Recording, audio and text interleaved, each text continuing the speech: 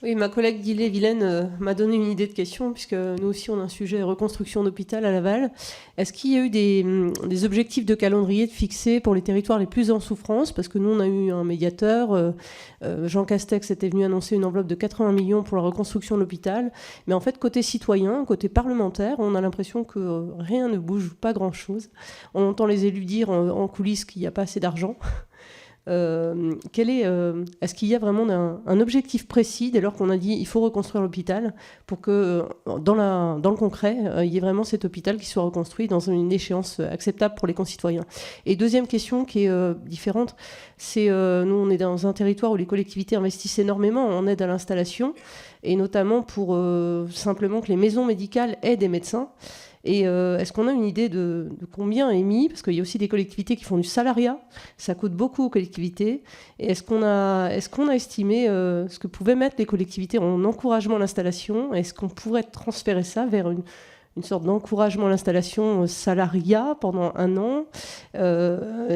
Enfin, qu'est-ce qu'on sait de tout l'argent qui est mis par les collectivités en termes d'encouragement à l'installation? Sur cette question de quel argent est dépensé par les collectivités territoriales pour soutenir l'installation des professionnels de santé, alors notamment libéraux, puisque dans le cas que vous mentionnez, on est plutôt sur un exercice, j'imagine, dans des centres de santé.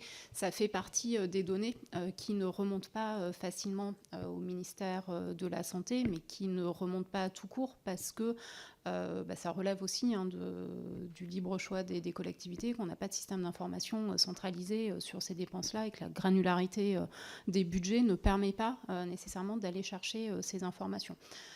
Donc effectivement, ça fait partie des points sur lesquels, si on veut avoir des informations, il faut faire des enquêtes ad hoc.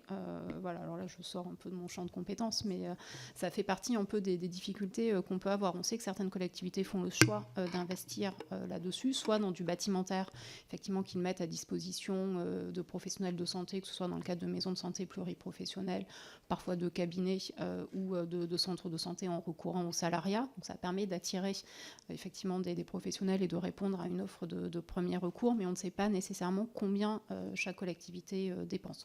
Donc il y a une complémentarité sans doute à aller chercher. En tout cas, il faut éviter, et ça c'est aussi tout l'enjeu de certaines mesures qui avaient pu être discutées dans le cadre de la dernière loi de financement de la sécurité sociale, d'arriver à créer un guichet unique pour les installations, pour faire en sorte que finalement les personnes, différents financeurs, donc assurance maladie, collectivités territoriales, mais aussi les différentes personnes qui interviennent autour de ce moment un peu particulier pour un professionnel qu'est l'installation, puissent discuter ensemble à une échelle territoriale la plus pertinente, bassin de vie, département, enfin ça après ça dépend sans doute des circonstances locales, pour s'assurer que tout le monde partage bien les informations, qu'on évite dans la mesure du possible du double financement de projets, parce que bon ça c'est quand même un peu dommage, qu'on évite aussi parfois de la concurrence et voilà une logique de concurrence qui serait pas non plus la meilleure pour répondre aux besoins de la population, voilà, et qu'on arrive un peu à avancer collectivement sur ces sujets-là. Donc effectivement, ça fait partie des points sur lesquels